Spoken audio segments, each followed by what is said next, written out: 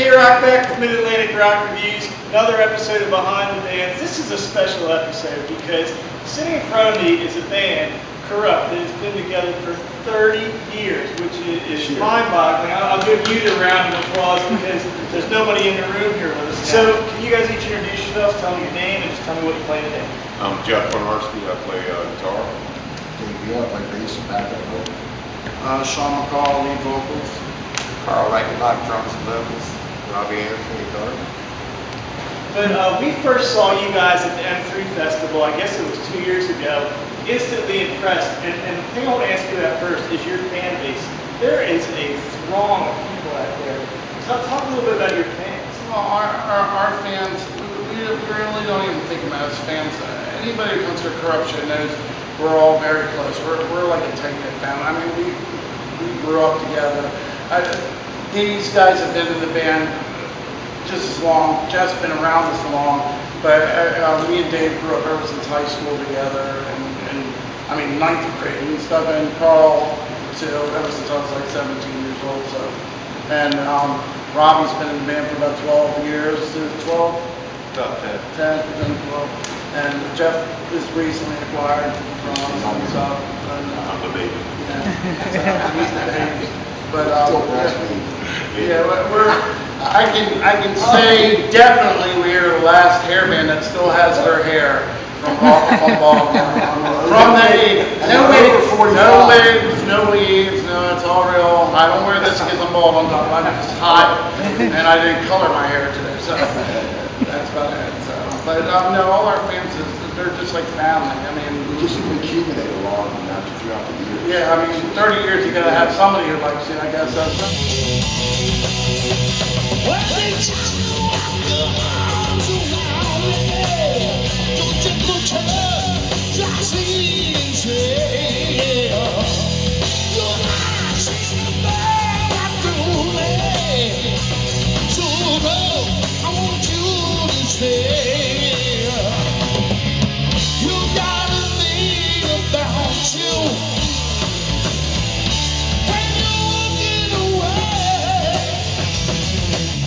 We're so psyched about the new album coming out. So. Now you mentioned a new album, and when is the expectation that that's going to come out? When can people start looking for that? Hopefully by the end of the summer. We're just getting done with the demos for it now, and Worst come to worst, we'd like to have it out, maybe release it at Island Bay. Island Bay. The songs are done. The songs are done. Yeah, we the just songs have are to done. tweak them And put the bings and whistles record. on it, and then we'll get a recording. So.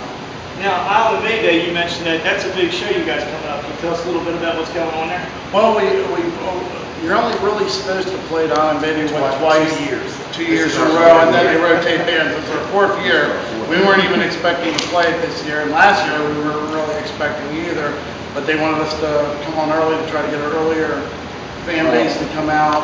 Our fans wanted us to play later and stuff. Most of them showed up late. Yeah, so they were kind of mad at that. So this time they're putting a song for all the national acts and everything. So everybody's happy, and you know, it'll be another day like today, a beautiful day, hopefully, and everything. Well, it will be in October. Yeah, in October. I love October. Yeah. Now, you mentioned your originals, the one you already played it today, Ragtop. Does anybody actually own a Ragtop Rose Colored? Yes, actually there is. Yes. The guy from the band, Wayne, from Beating the Odds, it's a Southern rock band who's opened up for us before, and he actually has a rose-colored Ragtop shirt. And And he's the one on the back of the CD, actually. We took the picture out of this party. Yeah, we took it out of this party. That's where it came from? Yeah. That's a 69 Chevelle ragtop. Yeah, Ragtop.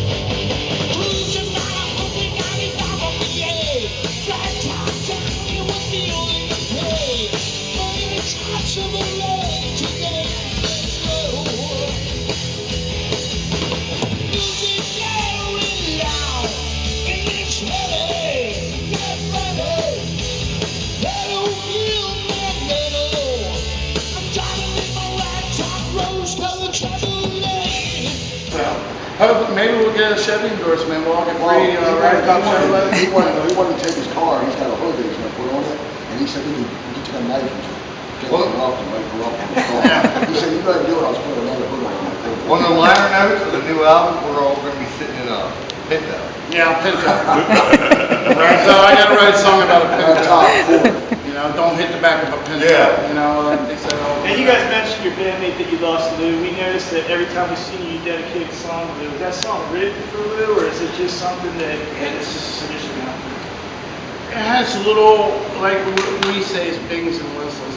It's just about the day and what's going on in society today. I'm not political. I don't like to get into it, but it's just things.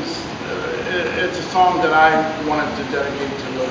We actually have a song on the new album called "Going Back Again" that we're going to play today. That's really all about him, and it just tells about friendship and what we've been through and everything. And he was a big part. Like we said, we're closer than our own family, so we're that close. That's why we've been together for so long. And we don't play in 100 bands. This is our band, so that's who we play in. Nobody even thinks about playing with anybody else. So we couldn't function with anybody else. So. They wouldn't take me. Yeah. And I think if we all count to 3, yell real loud, Louie, I think he'll hear us. Let's try it. 1, 2, 3.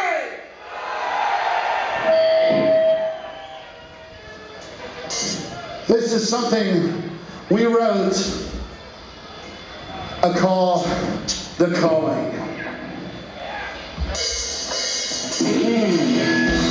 It's the calling of the world to save us from this hell of which we know with no belief. Hey! Hey! Come on! Hey!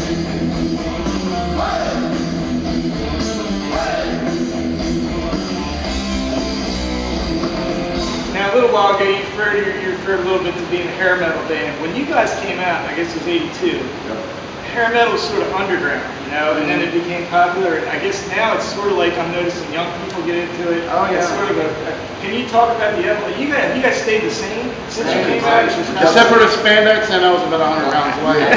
These aren't spandex, they just look like it. Yeah, exactly. They're just a photo. That would be kind of scary shit. That was my normal size, they'd be loose. Yeah.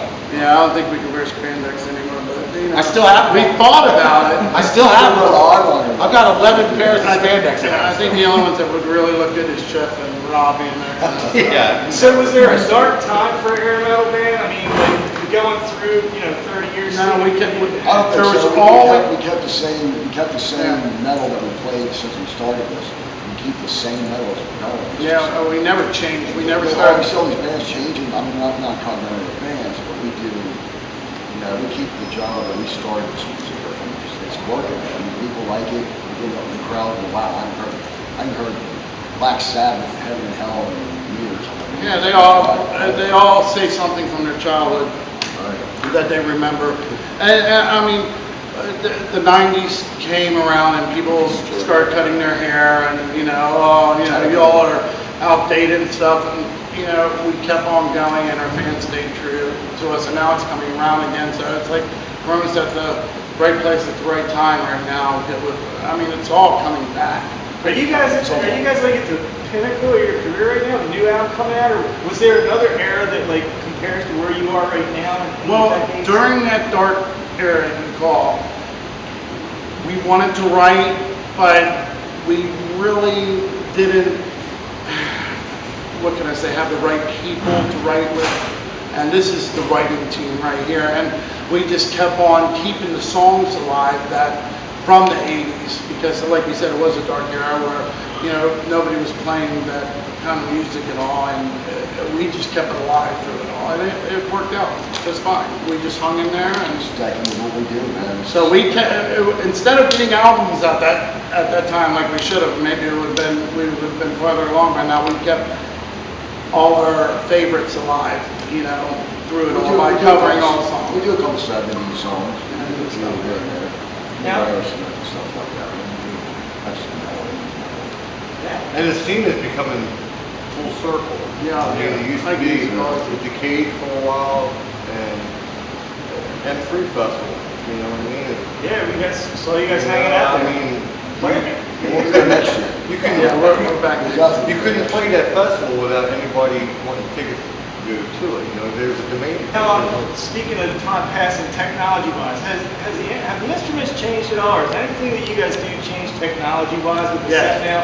Well, What do you think? not with playing the us. same drums that. Yeah, he's still playing, not with Almost us. exactly. What I've noticed a lot is, a lot of the bands now that are called metal use a lot of sequencing and computers and overdubs of vocals and guitars even too.